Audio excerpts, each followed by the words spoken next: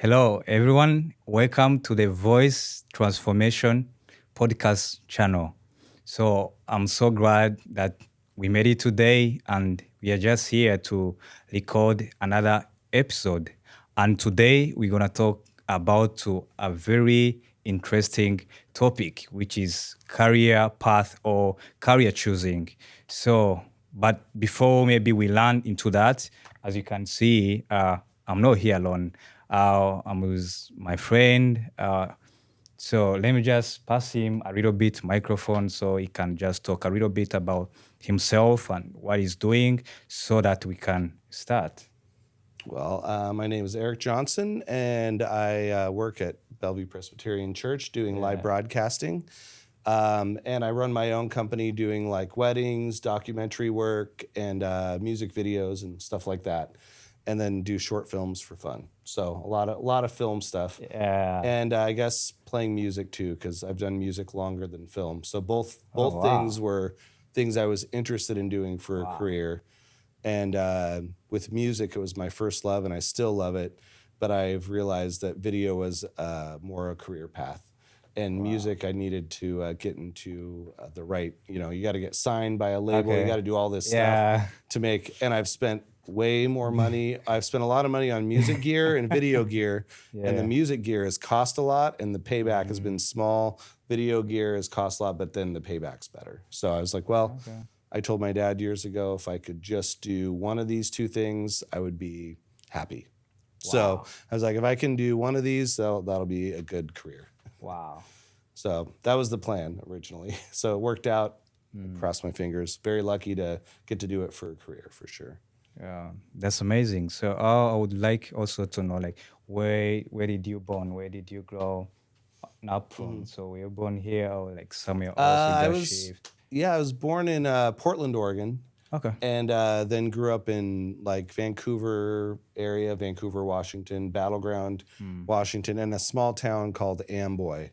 And Amboy is one of those towns that isn't on some maps. So it's like you could ride your bike down to the store, and we go to ride our bikes to the video store, and then you're riding on the main road, and you might see one car, on your way down or something. So that's kind of growing up down there. And when I was interested getting into like, I always, my family never owned any video cameras or had anything like that. And my friends' families did. So I'd always go over there and we'd make short little funny films and stuff. And I was always like, why can't we buy a video camera? So the moment I got old enough to like get my own stuff, I bought video cameras, just started getting my own stuff going and doing that. And my dad at the time was like, well, if you want to look at careers, this is before the internet was invented, I guess.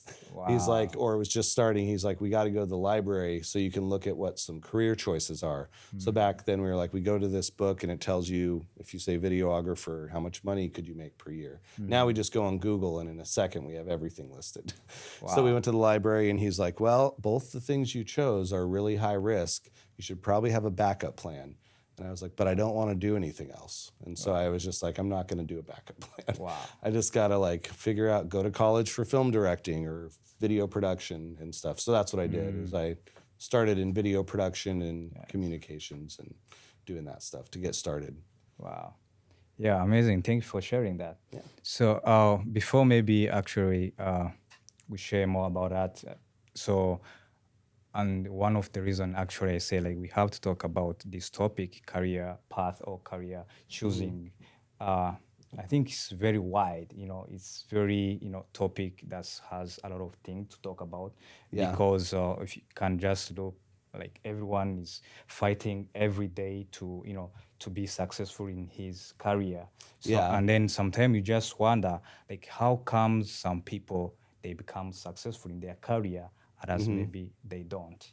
So and sometimes you just found like we went to the same school, we did everything, but you found like one is very successful, then another one is maybe average, or if I can say that, or didn't like achieve a lot.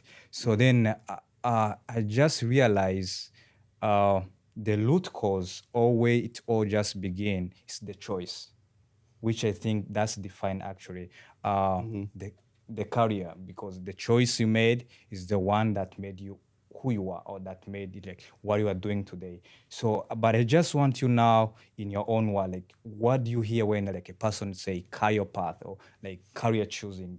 Like what do you Yeah. get from that? Well, I think with career paths, because there are people in college will go to a career counselor, Yeah. because I have a lot of friends that went to school and then they didn't know what they wanted to do, but that's when that people tell you, well, the parents will say, well, take all the general courses and maybe something will strike you and then you'll want to do that. Yes. I And remember that. and yeah, so they're like, hey, try this, try this. And one friend went to school for 8 years and then he changed from like a medical degree to this. And then he ended up graduating with a PE degree because he was like, hey, I like teaching PE. So it took him a minute to figure stuff out. And other friends knew they wanted to be a doctor from when they were young and different things. So I think some people are just like, my brother always wanted to be a veterinarian. And he knew there's James Herriot is a famous veterinarian from England. And we had his books as a kid. He'd go out to the English countryside and work on farm animals and stuff. So all these stories of these experiences. So he kind of like, ever since he was a kid, he wanted to do that. And he actually went to school in Australia for veterinary and finished. And he could work in Australia and he just has to take a test in the US and then he's a vet. So he kind of stuck with the same thing the whole time. And I always said, as soon as I got a camera, I was like, I want to be a film director. Do that. I want to do this. I didn't say I want to direct worship services at churches. I never thought that was on the radar, but it kind of fell into my lap in a way with an opportunity. And I was like, well, this is really fun. I actually really enjoy this.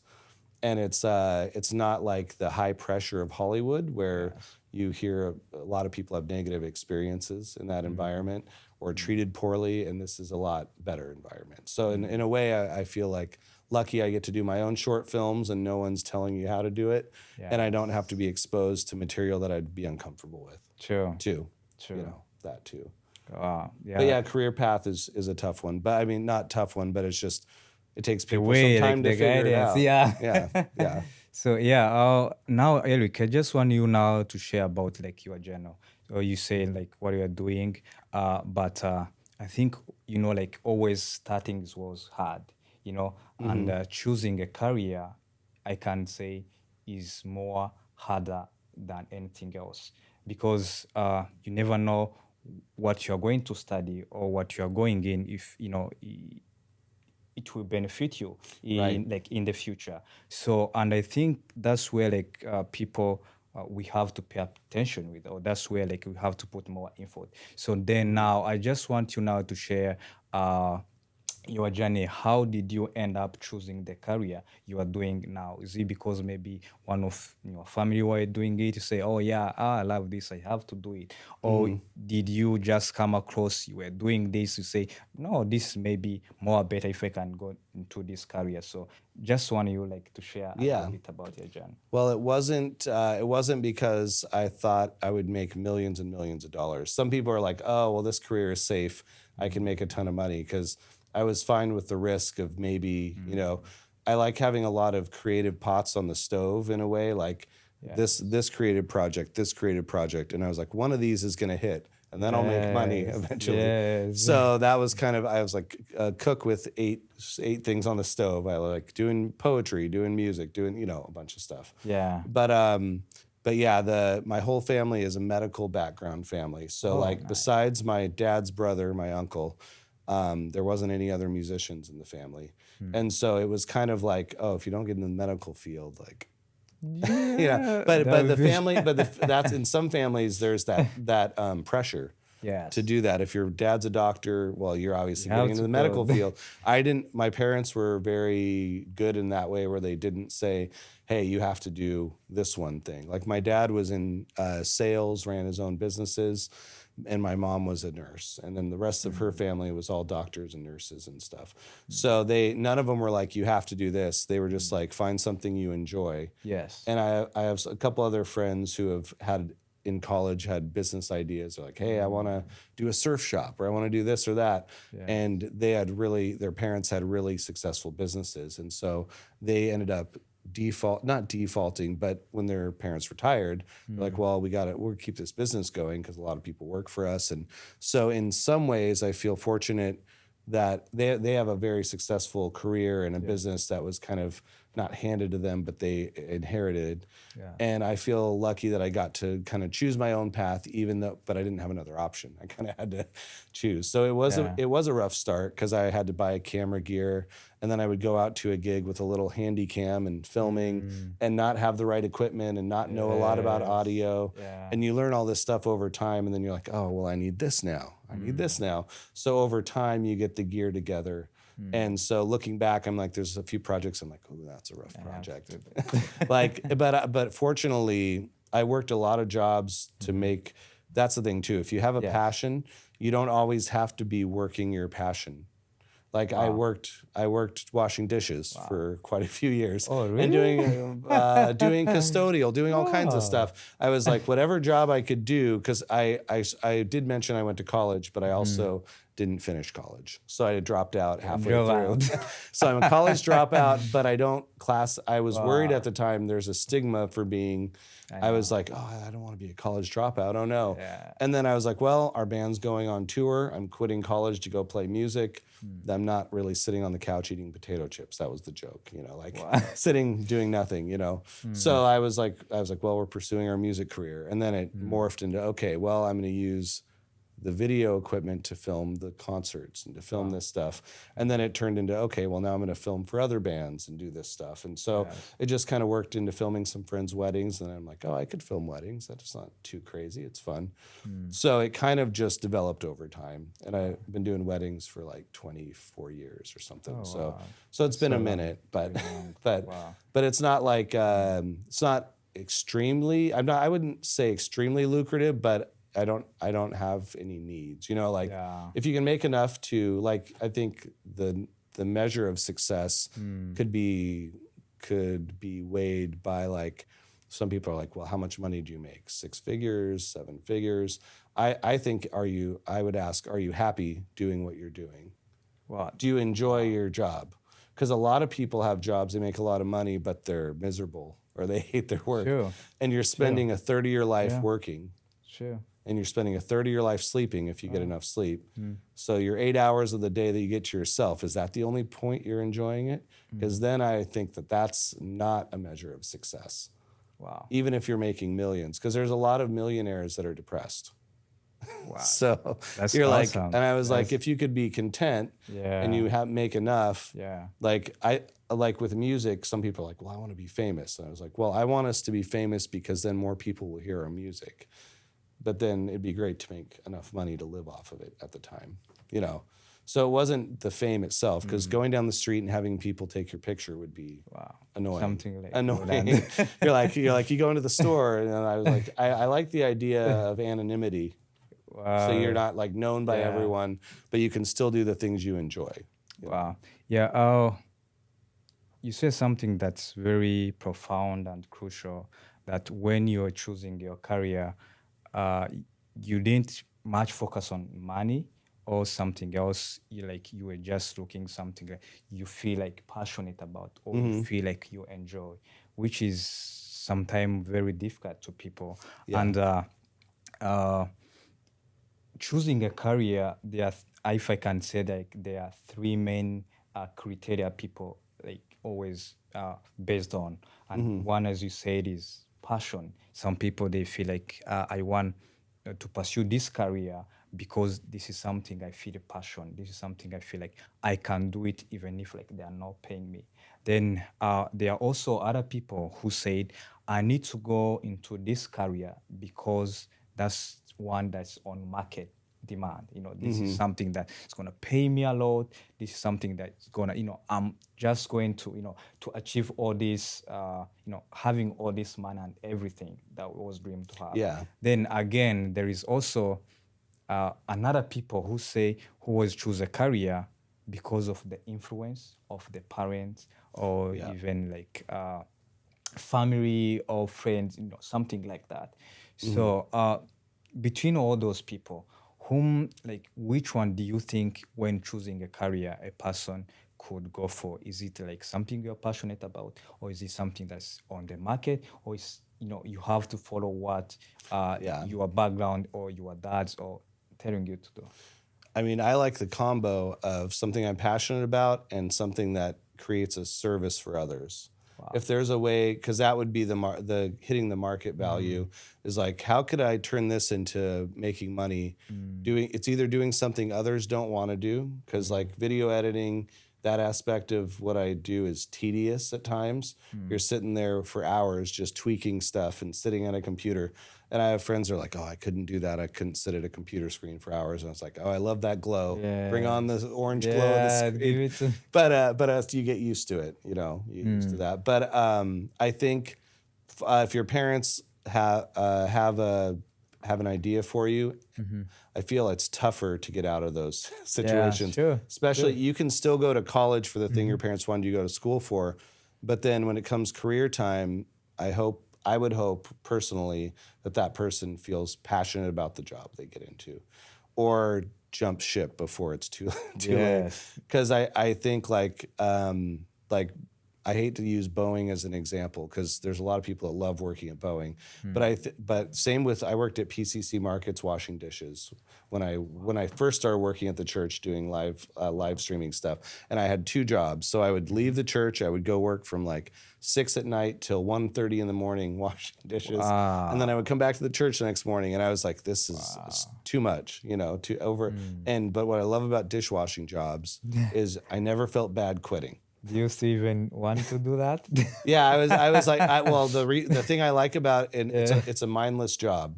That's why I loved it, because I'm a creative person. I have a lot of ideas going on. So while I'm washing dishes, this work takes no mind effort. I'm listening to music and I'm thinking about creative projects I'm going to do after I get off work. And it was an easy job. And anytime you want to quit a job like that, it doesn't feel bad. If it's a job that I care about and I'm into, then I'd feel bad quitting. So like when I needed it, I was like, well, this is helping pay the bills or pay the car payment or this or that.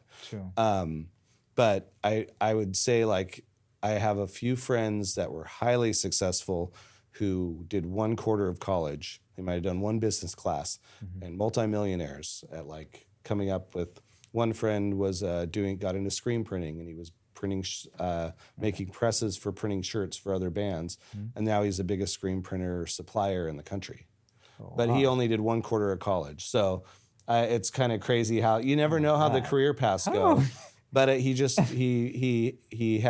found something he enjoyed because he was helping other bands do stuff. He found a market need. He's like, no one's providing all this stuff, so we have these 2 things. And it wasn't something his parents had done, but they were supportive. And we're like, helped him get started with his websites, and you pay a fee up front to get the websites going. And so I think just having parental support is highly important. But at the end of the day, like, and it all depends on like, people say the Enneagram. Have you heard of that test? Like, where everyone's a different personality type, and mine's a 7, which means I want everything to be fun. Oh, wow. So that's one of the things. So you can take the Enneagram test online, and then you can see what kind of personality type you are. And for me, some people like structure. Some people like this. I was like, if everything's fun, I'm good. And so that's why I think I've gone down the pathway I had, because I'm like, what do I enjoy? Let me keep doing it. And if I'm not making money at it now, which was many years of not doing it, I'll work somewhere else. I worked. And then, And then I was like, eventually it's going to happen. Eventually I'll get into it. And I worked in retail sales at a battery store for a few years. And there would be guys that come in they're going on safari trips to Africa. And they would bringing these huge lenses and cameras and talking about their adventures, doing photos for lions, or going out in the woods and getting shots of bears and getting charged and running up a tree. And I was like, wow. I was like, not that I wanted that to happen to me, but I didn't want to get chased by a bear. But I was like, these guys are living, and I'm selling them the battery, and I'm sitting in this battery store. I need to be out there with the camera. So it was motivation, having them come in and talk about their experiences doing what I wanted to do.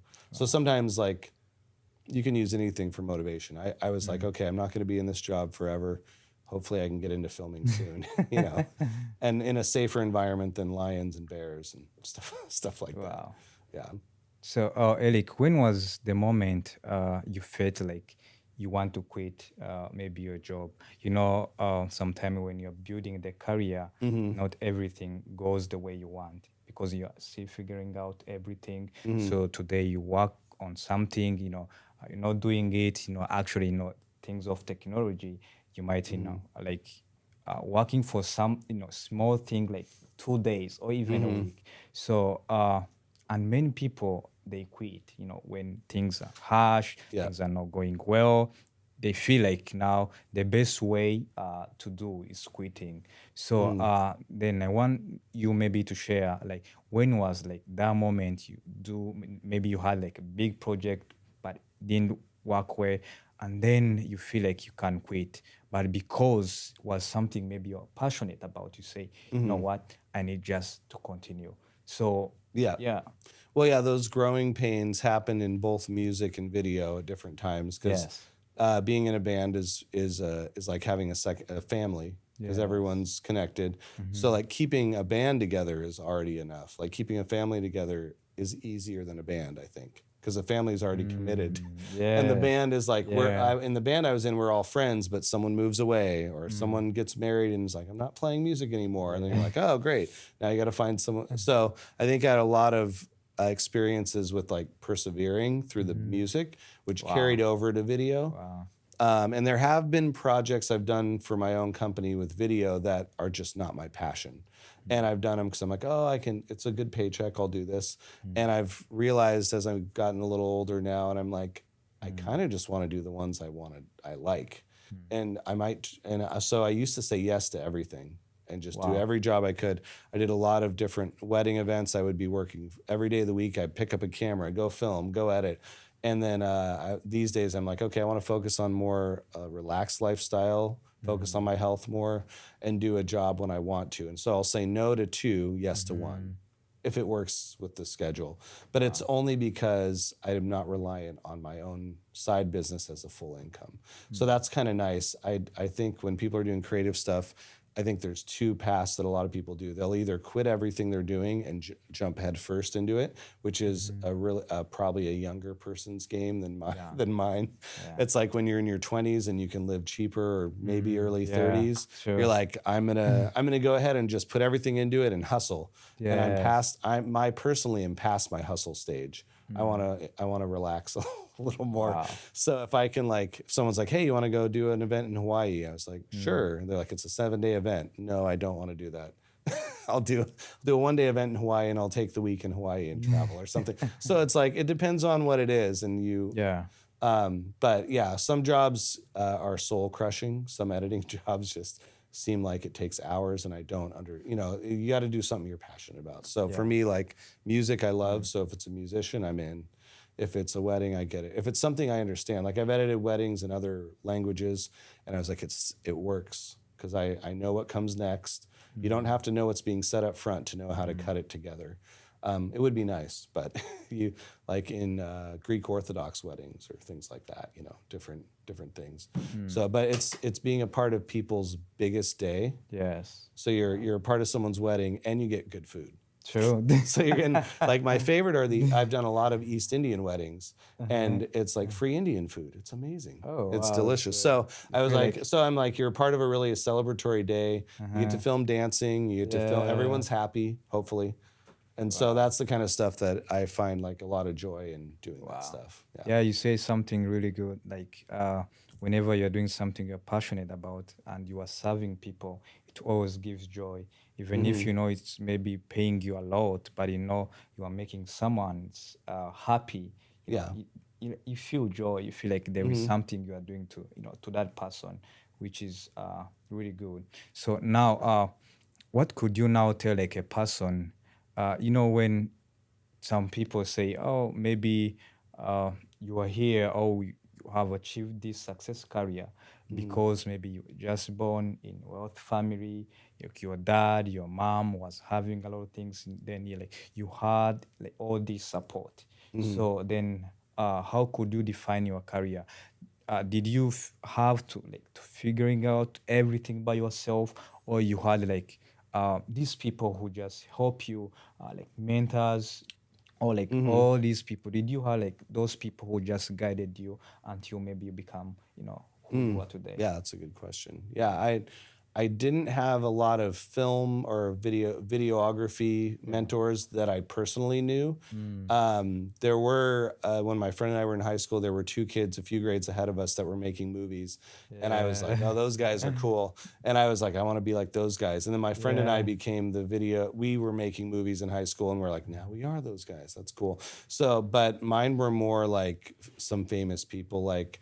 I love, well, Brian Wilson of the Beach Boys, the guy that wrote all their melodies, the 60s band, those 1960s band. Those guys are my favorite band of all time, and I loved his career. They like did their first record when he was 20 years old. So I followed musically. I wanted to do what he did, and we did our first album at 20 with Sergio in a warehouse. So I was like, we're doing it, but it was different. They were signed by Capitol Records. We were in a warehouse. So, but then for video, I would say like Steven Spielberg's story is super cool. And he snuck onto the Universal Studios lot, put his name on a janitor's door, and started showing up every day on film sets. And people just handed him things to do. And he was doing it for free to get experience. Suddenly they're like, hey, you want to direct something? And they didn't know how he got there, but he had just snuck onto the sets. And so he worked, he literally didn't go to college. His mom always wanted him to go. And he just started doing movies by sneaking in. And then eventually people were like, oh yeah, of course, Steven, he'll help us out with this.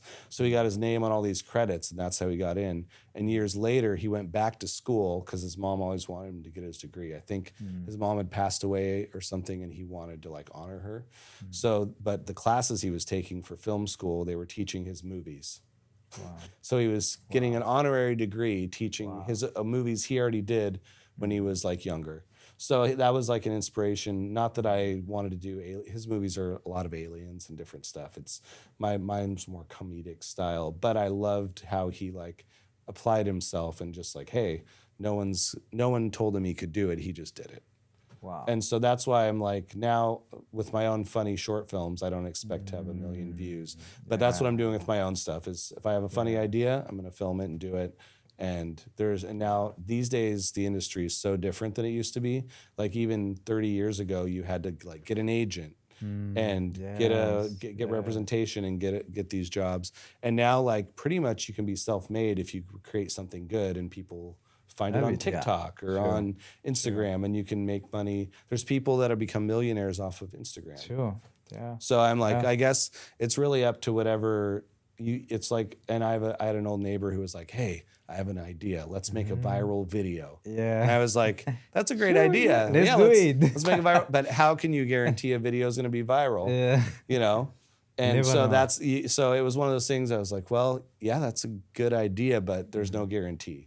So you just got to like put a lot of stuff out there and see what hits. And a singer-songwriter that our friend Naf and I have, my friend Naf and I have worked with for many years, went viral on Instagram and YouTube. And she's over 1 million followers and a lot of videos with 30 or 40 million views. Amazing. But who knew, you never know what's going to hit. Sure. Other people can be doing the covers and they'll get thousands of views, but hers just hit at the right time. And so like my own stuff hasn't hit that well, but the stuff she has done really well. So it's one of those things you're like, it's fun to be a part of all these projects because we started doing like, we'd start at midnight because everyone's schedules were like daytime work. And so we go to midnight to 5 a.m. and do these shoots and everyone's exhausted. And then it got to better scheduling. So it's like we put in a couple of years of like just working around the clock and looking back, those are some of the funnest times. Wow. So you're like a team of people together, like you guys are doing the podcast here. You're like, you do it, you're getting together with friends, you're doing stuff like you, and there's a quote on The Office. Have you guys seen the show The Office, the American? They have a British and an American one, but there's a quote by the guy, Andy, and he's like, I wish someone would have told me I was living in the good old days when earlier, because he realizes when the show's ending that he's like, we were in the good old days. So those are the kind of things you don't want to take the present for granted, because it's easy to like look at the past and be like, oh, I wish I did something different, or look at the future and be like, oh, I can't wait for that. But right now is really the most important, probably. I think there is another one that I love that say that people, we are really too quick to forget that the life you are living today is the life we dreamed in 10 or 20 years, and which is really good. Sometimes, whereas when things go along, say, like, I hate this life I'm living in, all this, whatever. But if you can just go back and think like in 10 or 5 years, that's like the life you wish to live, but Yeah. you're living in. But Yeah. because of how human being we are made, like always desire for something. Looking ahead. So it's Yeah. always like so. Alec, you say something really good. Like when you are like young, you could watch a movie and whatever, and just get inspired. And I'm so curious to know like which the movie you saw or like you watch and say, oh wow, do you know what? I have to create this movie. I have to do something that's really like look this movie or even Yeah. music. You said about Yeah. music, so Oh yeah. Well, music I have like probably a top 5 list, but The Police, a band from the 80s from the UK, the Beach Boys, I love Led Zeppelin, Foo Fighters. I like Switchfoot. They're like a alternative Christian rock band. So those guys back in the day were my big influence of like music because it was a little surfy, surf music style, rock yes, and roll. yes, So I liked that stuff, and I was like, oh, if I could just have music that impacts people like these guys' music and timeless music. yes, Same with film. Like there's a couple of films I just love. The movie That Thing You Do by Tom Hanks directed it. His first directorial debut, but he's acted in thousands of movies. This was yes, his first director one, and I was like, it was such a feel good movie about a '60s band that had a one hit wonder, one song that made it, and it was just so good. So I wish I kind of wanted to put more positivity into the world through film and stuff like that. There's one that's just a beautiful film with Keanu Reeves called A Walk in the Clouds. okay, And that one's like he's a chocolate salesman in San Francisco. It's kind of, it doesn't sound that inspiring or epic, okay, but he meets this girl and he goes to this vineyard, but it's shot beautifully. It looks like amazing. It seems like dreamy. So I was like, oh, if I could create something like that, my career would be done. Not done, but I would feel yeah, that would be like the accomplished. good one. And I feel Yeah. like I've strived for creating with wedding films, trying to create like a cinematic look that is timeless. So like trying to get old lenses and learn how to make stuff look like really dreamy. So that's kind of whenever I can do that, it feels really fun. When it's like less clinical and more creative.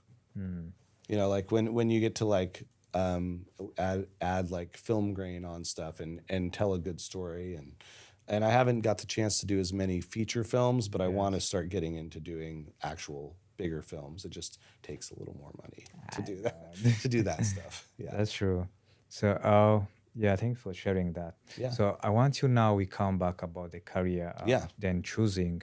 Uh, many people, we like we always like having like these beliefs that for you to have a successful career or for you to be successful, you have to go to school. Like that's what we are just grown up. Our parents telling us, if you want to achieve something in life, you have to go to school, go for college, go for some anything but Yeah. school.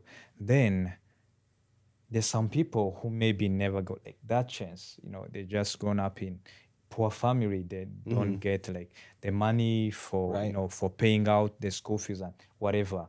Then what could you now tell like for that person is maybe in 20 or something else, and feel like you still have passionate to do something. So does it mean like if maybe he didn't like get that chance to go to school, like that's the end of the world, or they like some skills, some courses, he can Right. just go and take and just end up Yeah. like become successful, as you say, like one of your friend who just went there for only one quarter and is making 1 million. So I think like the people having like this belief that you have to to go to school and do whatever. So what is thought on that? Yeah. Yeah. I think that education is really good. And I wouldn't trade the years I had in college for not doing it because the connections you make with people. Like I Yes. actually want to go to film school in California because I'm like, if I go to USC or UCLA, I'll probably meet a lot of people getting into filmmaking and I might make some good connections to be in the business. So that would have been what I wanted to do. I did 1 year in California at a private school, then went to Washington. So I kind of like didn't get the chance to do exactly, but I think that there's always probably excuses as to why people aren't doing what they want to do. And so I think it's easy to blame one thing, like There's a movie, Napoleon Dynamite, where the uncle's like, man, if coach would have put me in fourth quarter, things would have been different. He's like, I could throw this football over this mountain, like, but he's living in his high school days and he's like Yeah. 45 or something, which is close. I'm almost there. So I'm like, oh, I'm not Very Uncle, soon, very I'm not soon. Uncle Rico. But yeah, I think that technical schools are really good. Yeah. And my friend went to like 1 year technical school, started working for Mercedes-Benz repairing cars, and made better money than I was making for years. And he was just 1 year of a technical school. So there's a lot of ways to go about it. But I don't think I think for certain generations and times, it was really true. You would go to like my parents' generation. My dad was born in 1946 and my mom like 43 or something like that. So when they were like growing up, going to college for a degree guaranteed you were going to get that job. And I don't know now if going for certain careers, Yes. you can get a degree, but you may not get the job you wanted to out of Yes. college. But it doesn't mean you shouldn't go to college. But I will say this, if I had kids now, I wouldn't push just college on them. I would say, what are you passionate about? Like my brother had to go to college for veterinary school. And I was like, I don't really need to finish for doing what I want to do. Yes. So why do I want to pay more money into something that I may not find use out of? Yeah. And I have other friends that said if they didn't have their degree, they wouldn't have gotten the manager's job that they got somewhere. And then that job got them the next thing, the next thing. Wow. And I have a few friends that have flat out lied on their resumes and then got the positions that got them bigger jobs later. So not to say don't lie on your resume. That's the wrong way to do it. But they said they had skills they didn't have and then they got hired and then they figured it out. So, but yeah, I think there's a lot of paths that people can take. And as long as I guess I shouldn't have said the lying on your resume. Don't do that. Because then usually the flip side of that is if someone finds out about it, you're fired. So you don't want to lose the opportunity. That's true. But yeah, I think college was a lot of fun, and the thing I think is scary now about college is how expensive it is.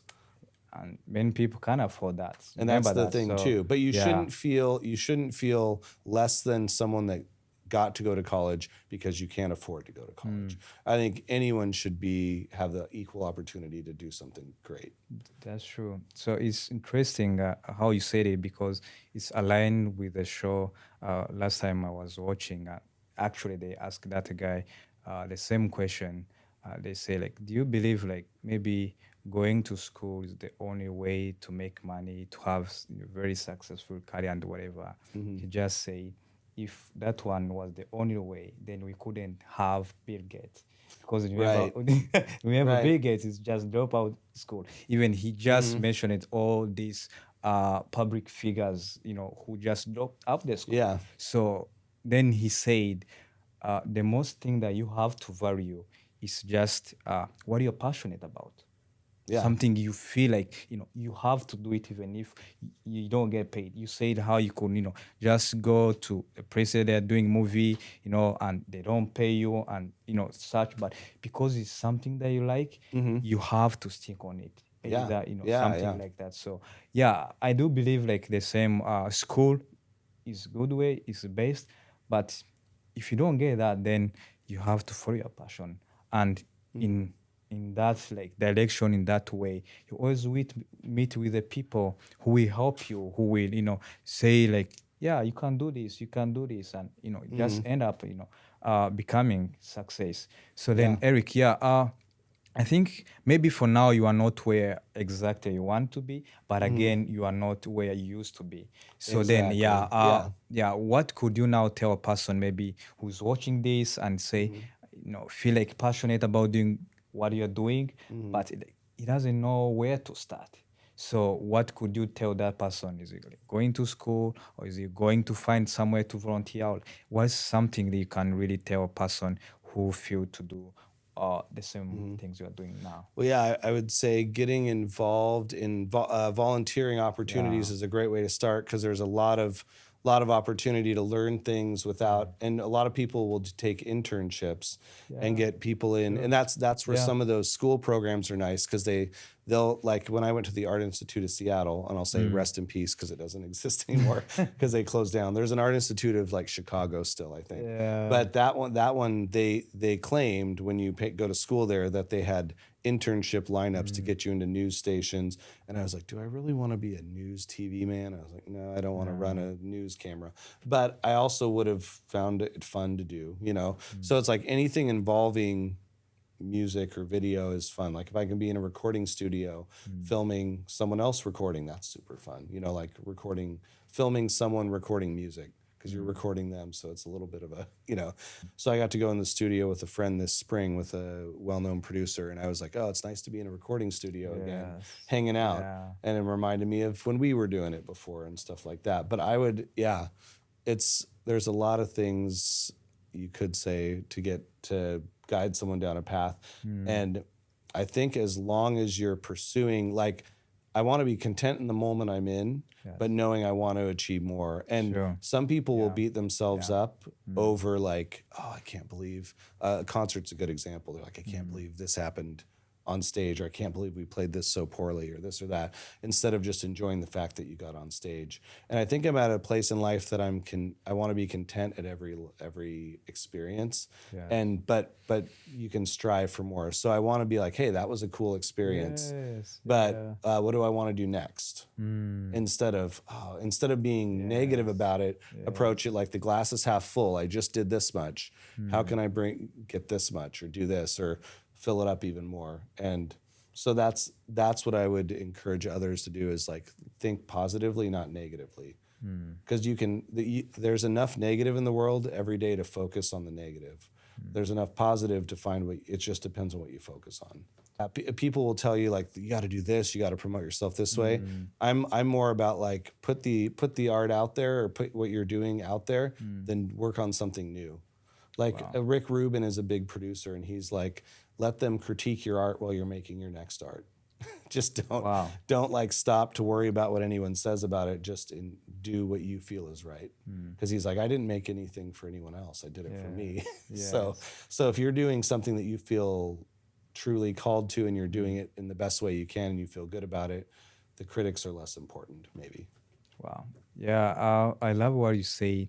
By the time you're just doing that job of like dishes or whatever, you were just doing that, not because like that's something that you want to do, but just it's like temporary. You are doing that just for makes ends meet and all those stuff. But again, having, creating something, you could maybe watching and seeing how everything's done about your career, which I think it's also like some of the problem people we have. We feel like if maybe I don't get everything that I want, like if maybe, for instance, if you're seeing this studio, if maybe I say, if I don't have all this camera and whatever, I won't start doing like the podcast. Right. And sometime I can just start small. I can start with the phone. I can start with something small. So you like people wanted to start from high, you know? So, and that's where we end up. And that's where we found like people always say like, then we start next and next. And tomorrow never come. Right. So it's always you can do something for now, temporary, that maybe you are not passionate about, but having like the big dream of, to reach where you are. So you are saving money, you are doing this certain job, you are saving money that will help you to do that. Then after like certain years, you say, you know what, I'm now going to focus on my career. I'm now going to build my career. But before, you used to do something else, so we talked more about it, like your career and, stuff like that. So I want you now, we jump to the technology, like now it's very, very wide topic, how the technology, like AI, robots are changing the world. So then in terms of career, these people or employer, they are more focusing with like using AI more than, human labor. Right. And people, they are now like worried. Then if people, I think even like last time I was watching news, like Microsoft, like they fired a lot of workers from there because Yeah. of the technology, something. Then people now, I can say they're much worried that say, we're going to lose a job. Then what is the need of for going to school, or what is the need for me going to that career if I know, I won't get a job. So like Right. now, yeah, what is your thought on like the technology of today? Is it something that's going to make things good or worse? Yeah, that's a good. It's a loaded question because I think it does make it worse for the worker. Yes. It makes it better for the average person wanting to have access to this technology, to be able to create things. To like, if you want to do your own animation now, you pay $20 a month, and you can create a little animated thing, and you can tweak it and keep text prompting it, and you used to have to pay a graphic designer. So now you've taken the job away from the graphic designer, Yes. and there's less jobs for them, or people can hire the graphic designer who uses AI to get the idea together. So Yes. but it is a little scary, because I think there's certain careers, like, I don't know if AI can take a bunch of clips and put it together and put music on it.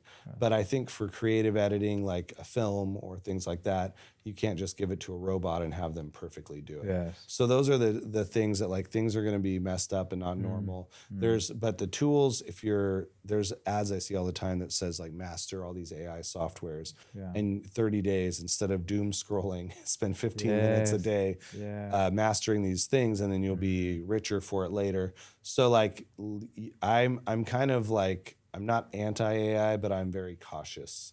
I don't want to like rely on AI for anything. I personally want to do it myself. If someone's like, "Oh, just put your resume," or put like, my Anything, just put friend's it wife there. put her resume through AI and then got a job with it, and they're like, "Your resume was amazing," and I was like, "But you didn't do that.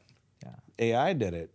And I was like, I want to know that I sat there and thought about it and had the creative input. And that's just maybe coming from a creative standpoint. If it's more like clinical, you're like, yeah, give me that great resume. Yeah. Sounds True. sounds good. But it is scary to think how many jobs, like you were saying, Microsoft fired 3,000, I think, in Redmond. Yeah, it's just and nowadays. but they just said, they're like, oh, we're focusing more on want to focus more on AI technology, which means they figured out a way to not pay those people to do the job they were doing. True. So it is scary for tech jobs, and you hope, like, you kind of want, like, the AI to explode and not work, so everyone is safe.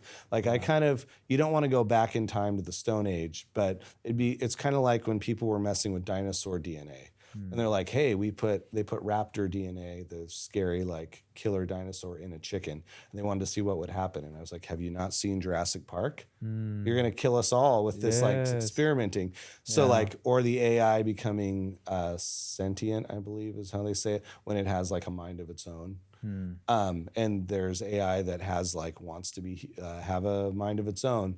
And one robot was asked at a convention in Dubai, like, would you ever hurt humans? They said, not if they don't hurt me. And I was like, whoa. So, like, I don't want to be taken out by a robot. Yeah. You don't want them to just kill off humanity because of whatever else. So I'm a little cautious of it. I know there's a lot of levels to AI and technology, but it's advancing so quickly. Because in the last 100 years, 1920s to now, it's advanced so much. So, and it's leaps and bounds. So if they give us, I think it'll be cool if they give us all a paycheck and don't make us work someday, and then the computers do all the work. Then you can do it. Then you can do just your passions. So, yeah. But the question I like to ask people too is, like, if someone gave you $1 million, which $1 million today, if you invest it right, you could never have to work again if you do it right. So if someone gave you $1 million, what would you do with your time? Wow, I love that. And so, like, and somebody like, oh, I have no idea. And I'm like, well, I would do everything I'm doing now, maybe a little less of certain things, and see family more. So that's how I feel blessed, because I'm like, I'm not making millions of dollars, but I love everything I'm doing, and I feel semi-retired because don't feel like I'm working. So, but I know that's not a lot, everyone's experience too. Yeah. So, but if someone was going to give you $1 million, it's just a good thing to think of, like, what would you do? And I have some friends who are like, oh, I don't know, because I don't know what I want to do. Yeah. And I was like, oh, well, I would tell you right now what I would do.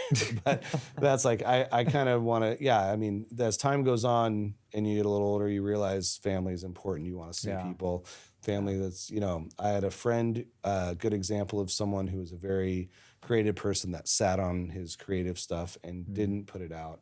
And he passed away at 55 of like type 2 diabetes and a few other complications or something.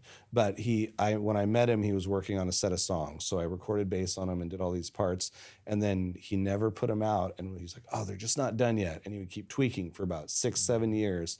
And then he's like, oh, this manager really wants to hear him, but I just want to wait a little longer. And he never put it out. And so like, there's also the thing of having a creative idea and never acting, like you were saying. If you wait too long, Yes. the opportunity passes you by. Sure. So like, Sure. I like the YouTube channels where someone kept their first videos they did on, and you see the progress. So you see like, hey, they didn't delete the old one saying, oh, no one should hear this or see this is bad. You see the progress, and so you see how they build and develop, and then there's a respect for that. You're like, oh wow, they've been doing this 15 years or whatever it is. So that's I really admire the people that like stick to it, and or if they sunset something, they're going into something else creative. Like when people quit playing music and they're musicians, I don't understand. I'm just like, what do you mean you quit playing music? You still have instruments, you still have creative ideas. What do you mean you don't record your own stuff? Get a little. It's so easy to get an interface now. Sure. Like you guys have a setup here. Anyone could record themselves, you know. So that's where I'm like, you can't push other people into that, but you hope people follow their creative pursuits. Yeah. Oh, Eric, you talk about it, like you have a company and you're now doing great. You are serving in ministry, church, whatever. Then, where do you see yourself now, like in 10 or 20 years? Like, where do you feel like maybe if I reach to this certain level, I will have maybe, to retire or say, you know what, I have achieved what I wanted. So from now, like, what is like, what are you focusing on? Say, like, that's a good when I made this, that would be perfect for me. There is nothing else to learn for. Yeah, I think I'm always going to keep learning. So I don't know if I'll ever retire. Wow. From stuff I enjoy doing. But at some point, I would love to just be in Hawaii 4 months a year. Oh. and then in Washington the rest, or seeing family. So if I can do something that doesn't require me to be at a job at some point, I could see myself retiring in 10 years, but also not retiring fully, but partial and doing other creative projects. But I also want to live to 120. So maybe I should work till I'm 75. So I don't know. That's where I'm like, I think I just want to keep doing more of the same. So, and the guy from The Police, the lead singer, he was on a talk show and they said, how would you describe your life right now? And he said, more, in 5 words, more of the same, please. So that's what he awesome. did. And I was like, yeah, I could see doing more of the fun things I'm doing now and hanging out with the people, good people, you know? Yeah. Wow. So that's that's a motto of mine, is like, I want everything to feel like I'm excited about it. And you're not always. You have days where you're maybe tired and stuff, but you want to, like, in general, be kind of like excited about life. And maybe like focusing with the family, like when you're doing, you are in a career, sometimes like you don't get enough time for the family and doing, all that such stuff. And so when maybe you retire or you say, now, I just need to focus on my family, with my friend, just getting, life so easy. So I think we are ending up our conversation, but I want maybe to ask you like the last question, based like on what we said. One is, what could you tell now the person who is still like unsure or don't have like the clear direction of what to do with his life? He's just there, he's wondering, say, should I go study this? Should I go for this career? Or like he's still unsure of what to do with career. Then again, what could you also tell the person who has maybe chosen the career and has done a lot, but he just chose that career not because he like it, but because of the influence we talked about. Maybe Yeah. the family or the parents just pushing, I'm doctor, you have to go for the doctor. But he's doing that, he's not feeling like he's very passionate or it's Yeah. something he really loves. So is it area for him maybe to say, I need to change? Maybe he's in 30 or 40, Yeah. but he say, you know what, I feel like I need to focus on something that I love. Or it's too old for him to say, that's the end. I have to keep on doing something that I don't love because that's what I'm Well, a doing. lot of people do that. The last thing you're saying, a lot of people end up staying in something a lot longer because like, well, I can't make this much somewhere else. Yes. And people I worked with at PCC were bakers, and they were topped at 29 an hour at the time, and they were like, can't do this anywhere else. I don't love it, but I'll do it. So I would say get out. I would say like wow. there's never, because the thing is Wow. like you have one life, Sure. and for some people are fine not enjoying their job. I don't want to settle for that in the long run. So but for the people that are undecided, like literally looking at like a bunch, I mean, maybe now online, just searching different careers and things you could do, see what sparks your interest, and go that way. But don't, the thing I believe, like people talk about midlife crises, and that's, I guess I'm technically midlife at 44 almost now, because you double it up and it's 88. Yeah. So for a lot of people's lives, 88 is pretty old. And for most of us, like we're guaranteed 70 in the Bible, 70, 7 times 7 plus whatever else it was, So you get, or 7 times, however they worded that. I forget what verse it was. But so if you make it to 80s, that's awesome. But there's people in their 80s that are doing great and thriving. So like you're never too young. You're never too old to start something. You're never too young to change, because there's people that started things in their 50s or 60s. Like there's someone at the church that started being a missionary at 65 and went to another country and was there 5 years or something.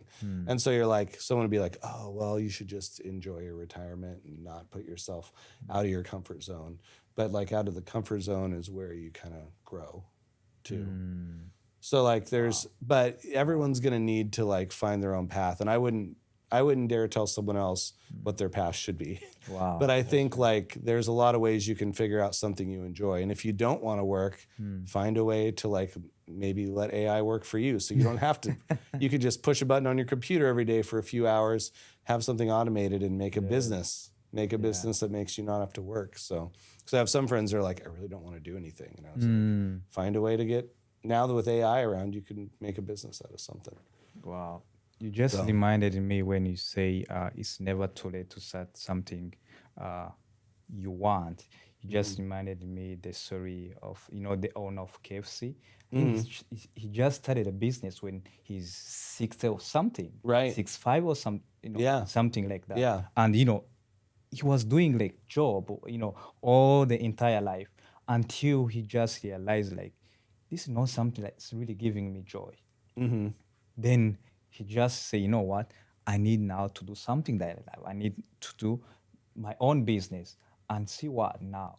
KFC is everywhere. It's a very big company today. Yeah. So now imagine if maybe say, you know what? I'm 65. I can't do that. So it's too, it's too late for me. Let me just, die like this. But he just say, it's not, as you said, it's never too late for you to start something that you wanted. Yeah. So, well, my cousin's great grandpa, he just passed away at 92 or 93. Yes. No, 91. Sorry, but he started baking in his 80s. He had Sweet Mel's Bakery in Lodi, California, and he was baking. I helped one Thanksgiving do all the dishes when he was like doing pies and hanging out with my family. And he was in his 80s baking. He just started this bakery then, and he was a few weeks before he passed away, he was wanting to start a food truck. And so he was like, even though he was older, he's like, hey, I want to do this, I want to do this, I want to do this. So it's cool. And that's what I think keeps you feeling younger than you are too. Like the singer of the band Green Day, people are like, oh, you look so young. How do you stay young? He's like, trust me, I'm old. He's 52 or 53. He's like, I feel old. But the way I stay feeling young is I keep an excitement about life. And I keep something that's keeping me learning and keeping fun, because otherwise it's easy to be like, oh, I'm so old now. And then your body can't do believes that. anything. Yeah. So I never want to say I'm old. I want to say I'm like, I'm always you know, young. I'm younger. There's always someone older. So you get to like 95 to 100, and then you're like, I'm up there. But yeah. That's So yeah, true. there's always going to be an opportunity for people if they apply themselves. Wow. So let me ask you the last question from maybe for the listener, from everything we talked about, the career, choosing how they can choose their career, how they don't have like to give up and everything. So we talked about what will be your best tool or one advice you could now tell to the listener of you who is listening right now from everything we talk about and say, just go do this and pick this advice, apply it to your life, and it's gonna transform your life. Which one will be? For me, I'll look at the camera so that way it's talking. Yeah. To that. So, them. but for me, I think it's find something you enjoy that makes you feel alive and keeps you excited about life, and figure out a way to get paid for it. Wow, Probably. that's the best one. And then So- then every day is fun. Every day is fun. And Wow.